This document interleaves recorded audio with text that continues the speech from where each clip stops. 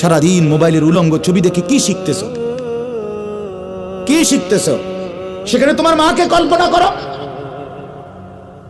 তোমার বোনকে কল্পনা করো। বেটা বেহায়া,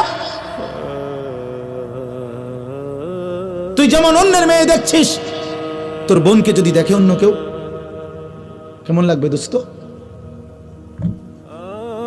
তুই যেমন পরের মাকে দেখে মজা পাও, তোমার মাকে দেখে যদি কেউ মজা পায় তখন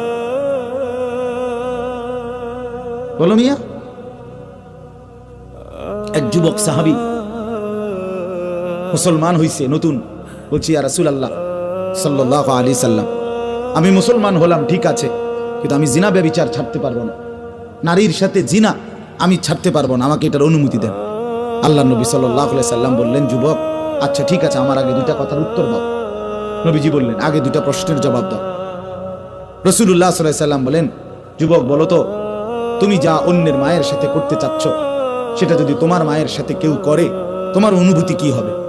যুবক তরবারি বের করে বলছি, ইয়া রাসূলুল্লাহ, আমি এক কোপে তার গর্দান উড়াই দেব। নবী সাল্লাল্লাহু আলাইহি সাল্লাম বললেন, তুমি যা করতে চাচ্ছ অন্যের বোনের সাথে, তোমার বোনের সাথে যদি সেই অপকর্মটা কেউ করতে চায়, তুমি কি করবে? যুবক আবারও তরবারি তুলে বলছে, আমি তার গর্দান ফেলে দেব। আল্লাহ রাসূল সাল্লাল্লাহু আলাইহি সাল্লাম বলেন, তোমার মা তোমার বোনের ব্যাপারে যেটা তুমি কোনোভাবেই মেনে নিচ্ছ না, তাহলে তুমি যার সাথে অপকর্ম করতে চাচ্ছ সেও তো কারো না কারো মা, কারো বোন, কারো কন্যা। যুবক, এটা তুমি কিভাবে করবে?